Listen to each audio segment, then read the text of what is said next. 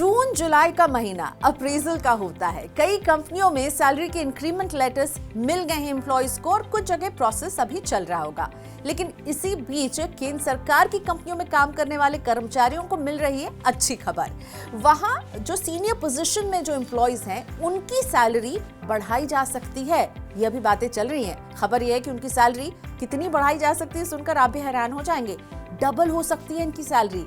इस प्रस्ताव पर अभी विचार चल रहा है। तो चलिए मेरे साथ समझिए कि वो कौन सी सरकारी कंपनियां और कौन से सरकारी कर्मचारी हैं जिनकी सैलरी में 100% तक का एक इंक्रीमेंट हम देख सकते हैं। सरकार 100 करोड़ रुपए से ज्यादा टर्नओवर वाली सार्वजनिक क्षेत्र की कंपनियों यानी सीपीएसई जिसे कहते हैं उनके वरिष्ठ अधिकारियों के वेतन में अच्छी खासी वृद्धि करने के प्रस्ताव पर विचार कर रही है।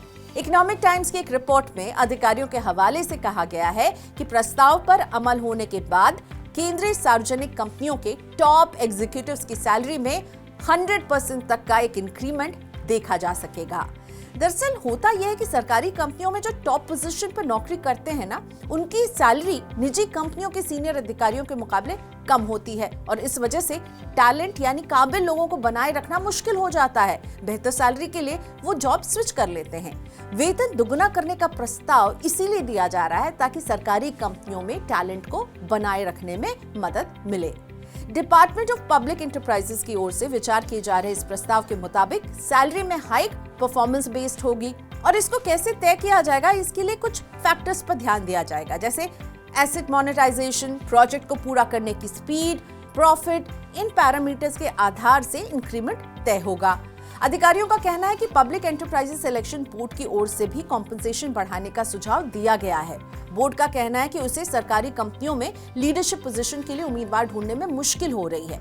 चयन बोर्ड की ओर से लगातार ये फीडबैक दिया जा रहा है कि पैकेज इतने आकर्षक होने चाहिए कि सही उम्मीदवार को वो अट्रैक्ट कर सके इन नौकरियों की तरफ। सरकारी कंपनियों के टॉप एग्जीक्यूटिव्स की सैलरी हाइक से ये जो जुड़ा प्रस्ताव है इसे बजट से पहले आर्थिक मामलों की कैबिनेट कमेटी के पास भेजा जा सकता है और वो कमेटी इस प्रस्ताव पर विचार करेगी और फाइनल डिसीजन देगी।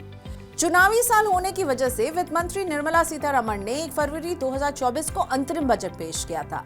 अब तैयारी हो रही है पूर्ण बजट की। फाइनेंशियल ईयर 2024-25 का पूर्ण बजट 23 जुलाई 2024 को पेश किया जाएगा।